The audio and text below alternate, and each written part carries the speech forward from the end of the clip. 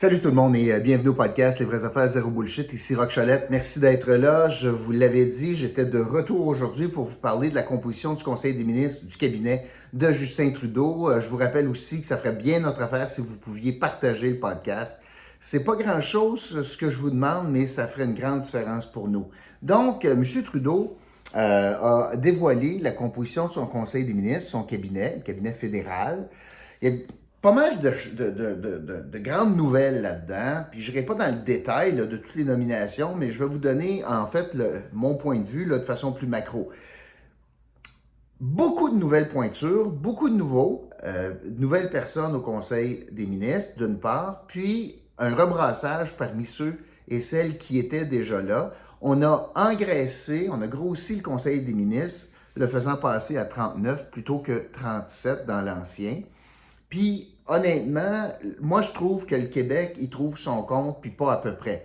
M. Trudeau, non seulement en termes de nombre, mais en termes de responsabilité, d'importance de dossier, reconnaît l'importance du Québec. Et je vais particulièrement m'attarder à cet aspect-là. Alors, on aura 10 ministres sur 38, plus M. Trudeau, bien sûr. Donc, si j'inclus M. Trudeau, ça fait bien du monde du Québec, ce qui représente plus en pourcentage que le poids démographique du Québec dans le Canada. Donc, une place en termes de nombre, une place importante en termes de nombre au Québec. L'autre chose qui est importante à considérer également, c'est très certainement la valeur ou l'importance des portefeuilles qui sont dévolus à des Québécois. Et je pense particulièrement à Mélanie Joly qui se voit octroyer une grosse promotion. Je vous en avais déjà parlé, je voyais une promotion pour Mme Joly pour plusieurs raisons, entre autres parce qu'elle a bien performé, mais aussi parce qu'elle a livré une campagne électorale où ils ont gagné avec au Québec un vent de face appelé François Legault. C'est pas un petit zéphyr, là. Non, c'est François Legault qui disait « faut voter conservateur », c'est quand même pas rien. Alors, on a récompensé Mme Joly. Moi, j'avais prédit qu'elle s'en allait à la Défense nationale. Je me suis trompé un peu, c'est quand même une femme qui est à la Défense nationale, mais Mélanie Joly se retrouve aux affaires étrangères. Et c'est un portefeuille très important. C'est parmi les missions les plus essentielles d'un pays, de ses relations avec les autres pays. Il y a toutes sortes d'enjeux sur la planète. Donc, grosse promotion pour Mélanie Joly là-bas. L'autre chose, c'est que Jean-Yves Duclos part du Trésor, et honnêtement, dans un gouvernement de Justin Trudeau, le Conseil du Trésor, ça n'a pas l'importance d'un Conseil du Trésor lorsque tu es en restriction ou en contrôle budgétaire pour atteindre l'équilibre budgétaire ou le déficit zéro. On n'est pas là du tout. Alors, le contrôle des dépenses, c'est un petit peu une notion abstraite pour le gouvernement Trudeau. Alors, l'importance du Trésor est moindre dans ce contexte-là et on prend Jean-Yves Duclos et on l'envoie à la santé. Bon, pourquoi c'est important? Ben, c'est quand même un gros ministère et c'est un ministère où on va se relever donc de la pandémie, mais on est encore dedans. Mais surtout, ça voudra donc dire que c'est Jean-Yves Duclos qui sera responsable, si on veut, d'établir des normes pan-canadiennes en matière de santé, ce qui a été promis par M. Trudeau, ce qui est décrié par M. Legault. Alors, M. Duclos va avoir toute une job à faire là-dedans. Un autre qui a eu une très grosse promotion, c'est évidemment Stephen Guilbeault, qui passe, encore du Québec, qui passe à l'environnement. On passe donc de l'activiste, du militant écologique, à ministre du patrimoine, à ministre de l'Environnement. Les attentes sont très, très, très élevées, on va s'entendre.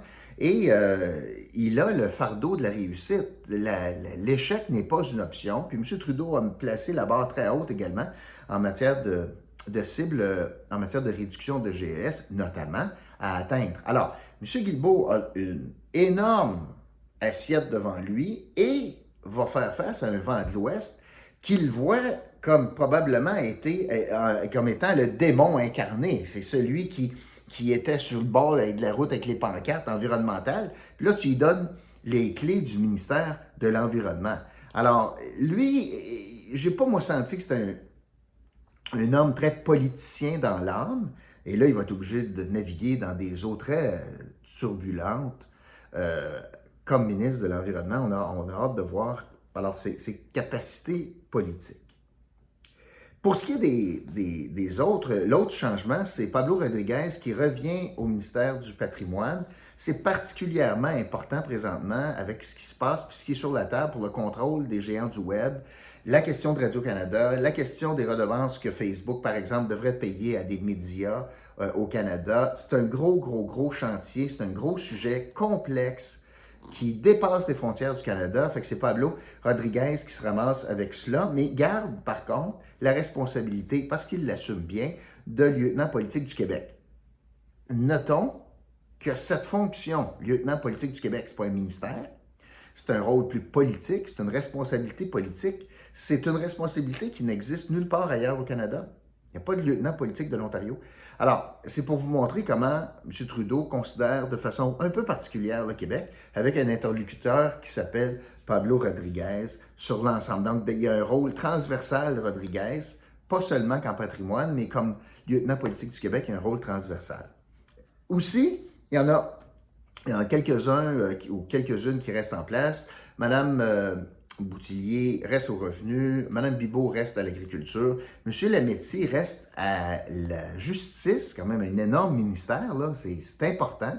Donc, en termes de poids, c'est important. Il aura aussi, donc, sur sa table à dessin, la question de la contestation de la loi 21 du Québec, ce qui est un sujet très chaud au Québec. Puis M. Trudeau l'a répété en campagne, il n'a pas eu peur en disant si on a un rôle à jouer, on le jouera comme gouvernement fédéral. Donc, il sera appelé à gérer cela. Et M. Champagne reste à l'industrie. C'est un gros ministère où il y a beaucoup d'argent là-dedans. C'est un rôle stratégique. Donc, on a des ministres à l'environnement, à la justice, à la santé, aux affaires étrangères, à l'économie avec la question de l'industrie, puis au patrimoine, tout ce qui s'appelle médias, etc.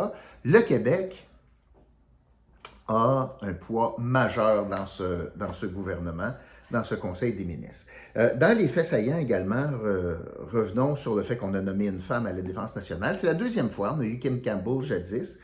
Grosse job devant elle, là. Puis parmi les grosses jobs, c'est de nommer un chef de la Défense, chef d'état-major, parce qu'on n'en a pas vraiment, il est par intérim. Donc, premier job de nommer un chef, le militaire en chef au Canada, d'une part, puis espérer que dans les 2 semaines suivant sa nomination, il n'y a pas plein d'allégations d'inconduite contre lui, puis qu'il soit obligé de quitter lui aussi, parce que c'est rendu la risée, là. Alors, de mettre une femme qui a bien fait, elle était responsable de l'approvisionnement en vaccins dans l'ancien gouvernement, donc c'est une grosse affaire. Je vais revenir sur le Conseil du Trésor. Une surprise à mon sens, Mona Fortier d'Ottawa qui est nommée là. Il y a vraiment 2 hypothèses pour nommer quelqu'un au Trésor.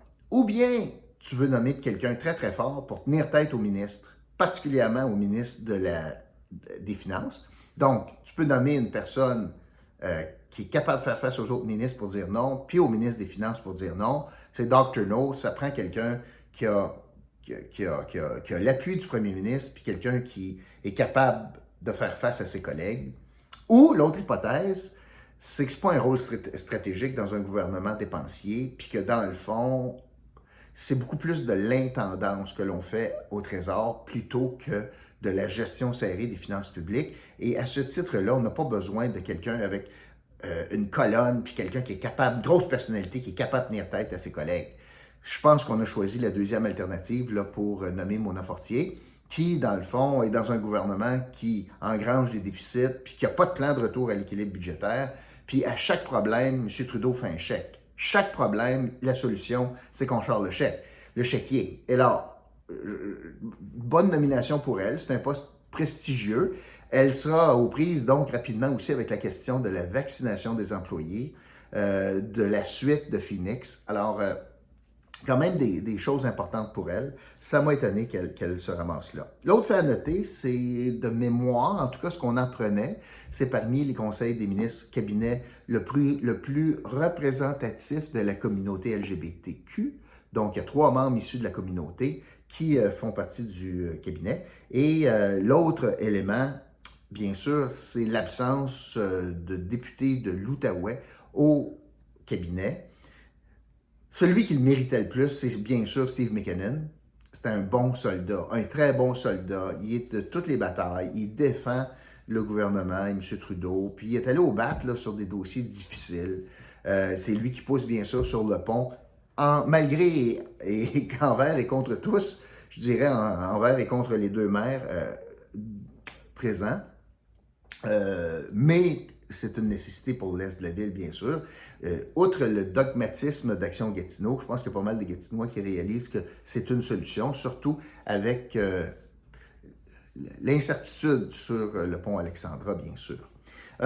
Donc, celui qui le méritait le plus, c'est bien sûr Steve McKinnon. Celle qui a fait partie des rumeurs, c'est très certainement Sophie Châtel dans le Pontiac. Écoute, t'es fonctionnaire, tout à coup, il y a une bombe qui arrive, Will Amos est plus là, t'es parachuté candidate, t'as jamais fait ça dans ta vie, tu fais une campagne un peu so-so, puis tu gagnes, puis là on dit, ben là peut-être qu'elle serait ministre considérant son expérience avec les GAFA, notamment sur la fiscalité des GAFA. On a entendu ça. Moi, je pense plutôt qu'elle sera secrétaire parlementaire, soit aux finances ou aux revenus, dépendamment où est-ce qu'ils veulent l'envoyer. Mais je pense que ça serait plus ça pour faire un apprentissage en politique. Maintenant, l'autre chose qui m'a étonné, c'est Marc Garneau. Marc Garneau a été exclu du Conseil des ministres. Puis moi, quand je regarde ça, avec l'homme d'expérience qui est Marc Garneau, je pense pas que c'est une surprise. Je pense pas que M. Trudeau l'a pris de court là, après l'élection en disant « je te vainc du Conseil des ministres ». Je pense plutôt que c'est une des deux alternatives suivantes. Ou bien M. Garneau a dit « écoute, je suis fatigué, je ne serai pas déçu si tu ne me nommes pas, tout est correct ». Ou, après discussion, M. Trudeau a fait valoir qu'il voudrait avoir du sang neuf, etc. Puis il a proposé à Marc Garneau de finir sa carrière avec une nomination, c'est ce qu'on entend, à un poste diplomatique. C'est un beau cadeau que d'offrir un poste diplomatique comme fin de carrière, surtout quand ce poste qui est vacant, un des postes vacants de la diplomatie canadienne, c'est à Paris. Tu sais, il y a pire endroit sur la terre là, pour finir la carrière. Et Paris, le poste d'ambassadeur du Canada en France, c'est un poste qu'on appelle plus politique. C'est des ambassadeurs politiques. Il y a deux genres d'ambassadeurs. Il y a des ambassadeurs de carrière, fonctionnaires de carrière. Ils arrivent au haut sommet du ministère, puis ils sont dans des destinations qui sont un peu moins stratégiques que, par exemple, la France ou, par exemple, les États-Unis. Alors, ces postes-là sont réservés souvent à des gens qui comprennent le jeu politique, qui ont des entrées partout sur la planète, notamment des anciens ministres des Affaires étrangères. Je pense à mon ami Lawrence Cannon. C'est ce genre de profil-là pour des postes si importants. Alors, est-ce que Marc Garneau s'est déjà négocié puis il va quitter, créant une partielle peut-être, là, on verra bien. Mais je pense pas que c'est un coup de cochon qu'on lui a fait, là. Je crois pas ça, moi. Juste pour vous expliquer un peu comment ça fonctionne, donc les nouveaux ministres ont été assermentés aujourd'hui. Et je parle particulièrement des nouveaux ou de ceux qui changent de ministère. Tu sais, M. Lametti, à la justice, ses boîtes sont encore à la même place. Il va reprendre le même bureau, le même chaise, puis tout. Fait que lui, il n'y a pas grand-chose qui change. Je vous donne un exemple. Mais M. Guilbeault qui change de ministère ou un nouveau qui arrive, bien, les conséquences de ça, c'est que là, aujourd'hui, ils sont assermentés. Fort à parier que on a comme pas mal décidé pour eux qui serait le chef de cabinet. L'attaché de presse aussi, souvent, c'est proposé par le bureau du premier ministre. On veut mettre des attachés de presse seniors avec des plus nouveaux, des plus juniors, des chefs de cabinet, beaucoup d'expérience avec des jeunes ministres, des nouveaux ministres, là. Et aujourd'hui, on a probablement aussi ils ont rencontré tout de suite en sortant de Rideau Hall, leur sous-ministre. Évidemment, le sous-ministre, c'est le bras administratif du ministère, c'est le plus haut fonctionnaire du ministère. Lui ont remis les cahiers de brefage pour, ben voici le ministère, qu'est-ce qu'il y a là-dedans, est-ce qu'il y a d'employés, c'est quoi notre budget, qu'est-ce qu'on fait dans la vie, etc., de façon plus détaillée. Et là, les ministres ont pas mal d'ouvrages à faire parce qu'ils ont à peu près un mois pour étudier tout cela, se faire la main pour être capable de répondre à des questions en chambre. Et tout ça va se passer à partir du 22 novembre, parce que la prochaine étape, ben, le Parlement, donc la Chambre des communes, sera rappelée le 22 novembre. Et à ce moment-là, ben, on va élire un président. Et ça aussi, c'est pas impossible que Marc Garneau soit pressenti pour président de la Chambre. C'est un poste prestigieux en passant, avec toutes sortes d'avantages. Un chalet, une salle à manger particulière, beaucoup d'employés, tu sais, c'est quand même une grosse affaire. Là. Président de la Chambre des communes, là, c'est une grosse affaire. Et c'est un poste prestigieux. Tu deviens un peu l'arbitre. Marc Garneau a un peu le tempérament pour ça. Ça ne serait pas impossible non plus. On verra. Et donc, on va élire le 22. Puis le 23, ce sera le discours du trône. Donc, les grandes orientations du gouvernement. Il n'y aura pas de surprise. On sort d'une campagne électorale. Puis, d'ici ce temps-là, les ministres vont recevoir ce qu'on appelle la lettre de mandat. Et le premier ministre dit dans la lettre, je m'attends à ce que tu fasses ceci, cela, etc. Et habituellement, ces lettres sont publiques. Donc, ça va être intéressant de regarder ce qu'ils contiendront, ces fameuses lettres de mandat. Alors, c'est ce que je voulais vous dire pour aujourd'hui. Je trouve que c'est une bonne journée pour le Québec, avec un poids important, mais surtout des responsabilités importantes. Et il y a deux grands gagnants au Québec. C'est bien sûr Stephen Guilbeault à l'environnement. C'est son dada. Mais là, il faut qu'il livre. Et Mélanie Joly se ramasse aux affaires étrangères. C'est un couteau à deux tranchants pour M. Trudeau. C'est une belle promotion pour elle, mais d'un autre côté, il perd beaucoup de ses capacités politiques sur le terrain en ayant Mme Joly à l'étranger plus souvent qu'autrement. Parce que sa job, c'est des relations étrangères. Elle va être à l'étranger pour les faire, très souvent. Alors que c'est une politicienne terrain qui est bonne sur le terrain, mais c'est un choix politique. Pour ce qui est du contexte maintenant, on est dans un gouvernement minoritaire, il n'y a pas d'appétit pour retourner en élection.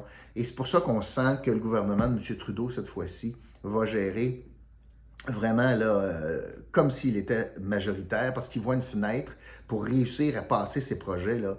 Une fenêtre qui est assez courte, avant que tout le monde se remette sur leurs pieds, parce que présentement, il n'y a que le Bloc qui est vraiment en bonne position. Les autres partis, c'est pas en super position, puis encore moins les Verts. D'ailleurs, on a changé le leader du gouvernement en Chambre, et c'était Pablo Rodriguez. C'est maintenant un député de l'Est qui est bien aimé de ses collègues, semble-t-il, qui va maintenant être obligé de négocier les projets de loi pour maintenir le gouvernement en vie, mais personne au Canada pense qu'on aura une élection à court terme, malgré le fait que ce soit un gouvernement minoritaire. Alors voilà, c'est ce que je voulais vous dire. N'oubliez pas, Fine et Futé, cette boutique d'épicerie fine dans le secteur Buckingham. Toutes sortes de produits locaux, notamment les saucisses de chez Walter, puis Walker.